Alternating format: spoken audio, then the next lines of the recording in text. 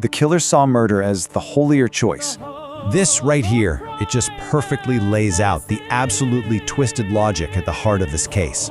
For Melinda Harmon, who was a preacher's daughter, divorce was a huge sin in her evangelical community.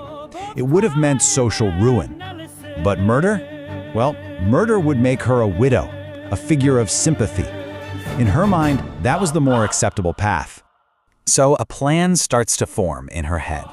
See, she had become obsessed with this young, successful student named Mark Mangelsdorf. She managed to convince him that since divorce was off the table, her husband David had to die so they could be together.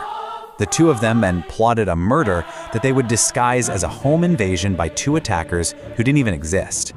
And her reasoning, plain and simple, is captured perfectly in this quote. Her social standing was worth more than her husband's life.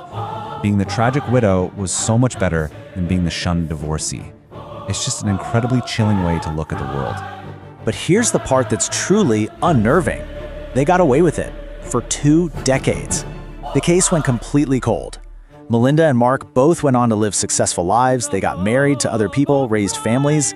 It wasn't until a prosecutor decided to reopen the case 20 years later that their secret finally unraveled, and Melinda ended up turning on Mark to try and save herself. For our final case, we're diving into the criminal underworld of Melbourne, Australia, and the motive here is pure entitlement. It's the story of a self-proclaimed gangster queen who genuinely believed murder was a totally reasonable response to being insulted. So, meet Judy Moran. In her own mind, she was criminal royalty. Her husband and both of her sons were major players in the Melbourne drug scene. And after they were all killed in gang wars, she believed she was entitled to a hidden fortune worth millions. But the reality? Her brother-in-law offered her a $4,000 monthly allowance. To Judy, this was an insult she just could not bear. And look, crime was nothing new to her. It was practically in her blood. Her dad was a thief, she became a champion shoplifter, and then she married right into the top of the Melbourne drug world. Violence and crime, these weren't abstract ideas to her. This was the family business. $4,000. That's it. That's the number that sealed her brother-in-law's fate.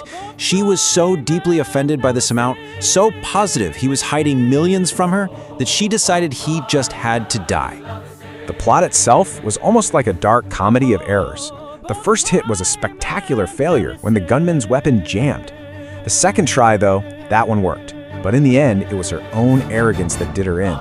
The police found a neatly packaged bundle of evidence in her home, including the gunman's disguise.